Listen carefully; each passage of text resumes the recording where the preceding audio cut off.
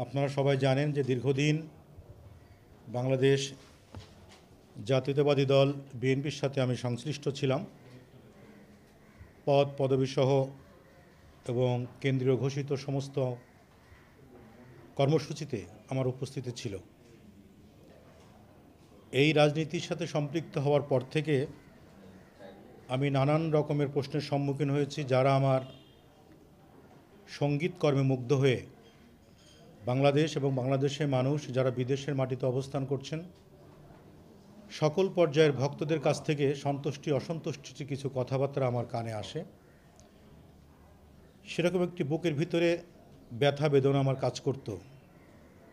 অনেকের প্রশ্ন ছিল, সঙ্গীত শিল্পী হিসেবে আপনাকে বুকে ধারণ করেছি, রাজনীতির মাঠে আমরা একটু অশান্তি বা একটু কষ্ট পাই। এই রাজনীতির মাঠে এসে আমি ভেবেছিলাম রাষ্ট্রপতি শহীদ জিয়া রহমানের আদর্শ বুকে ধারণ করে এই দলের সাথে আমি সংযুক্ত হই এবং দেশনেত্রী বেগম খালেদা জিয়া উনি আহ্বান জানিয়েছিলেন কাজ করার জন্য। আমি তার কথাই এই দলের সাথে সম্পৃক্ত হয়েছি, বড় বড় পদও পেয়েছি। আজ এই সংবাদ সম্মেলনের মাধ্যমে আমি এই দল থেকে পদত্যাগ করার সিদ্ধান্ত নিচ্ছি। তেমন বড় কোনো কারণ নয়, বলতে পারেন সম্পূর্ণ আমার ব্যক্তিগত ইচ্ছা থেকেই। রাজনীতির ভিতরে যে কৌশলগত দিক, রাজনীতির মধ্যেও যেটা রাজনীতি থাকে, এটা আমার জানা ছিল না।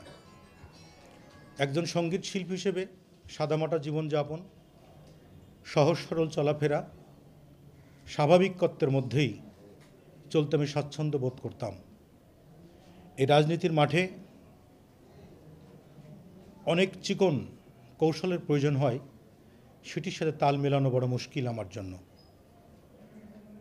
অনেক কিছু চিন্তা করেই আমি সিদ্ধান্ত নিয়েছি, রাজনীতি এবং সঙ্গীত দুটি জনগণের জন্য, দুটিতেই দেশ সেবার সুযোগ রয়েছে।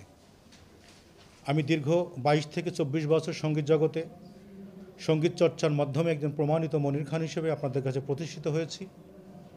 আমি জনগণের দাবিতে, আমার ভক্তদের দাবিতে আমি রাজনীতির মাঠ থেকে নিজেকে গুটিয়ে নিয়ে আবার সঙ্গীত জগতে আমার সঙ্গীত চর্চায় প্রাণ খুলে সবার জন্য, দেশের জন্য, সব মাধ্যমেই আমি আবার গান গেতে চাই। সেই জন্যই আপনাদেরকে আমি আহ্বান জানিয়েছি, আমার সঙ্গীত কর্মটাকেও মানুষের হৃদয়ের কাছে পৌঁছানোর জন্য আপনাদের যে ভূমিকা ছিল, আমি আশা করব মাঝখানে যে কটা দিন, যে কটা বছর রাজনীতির সাথে সংযুক্ত হবার পর কেটে গেছে, এটি আমার জীবনে একটি অ্যাক্সিডেন্ট ছিল, আমার ভুল ছিল। এই ভুল সিদ্ধান্তের জন্য সমস্ত মানুষের কাছে, বাংলাদেশের সর্বস্তরের মানুষের কাছে আমি ক্ষমা প্রার্থনা করছি। আমাকে মাফ করে দিবেন। আমি সঙ্গীতের মানুষ, সঙ্গীতে ফিরে এসে আবার মুক্তভাবে জীবনযাপন করতে চাই, গলা ছেড়ে গান গাইতে চাই। আমি সবার কাছে দোয়া চাই, আল্লাহ পাক যেন আমাকে সুস্থ রাখেন, সুস্থ সঙ্গীত চর্চা করার সুযোগ দেন।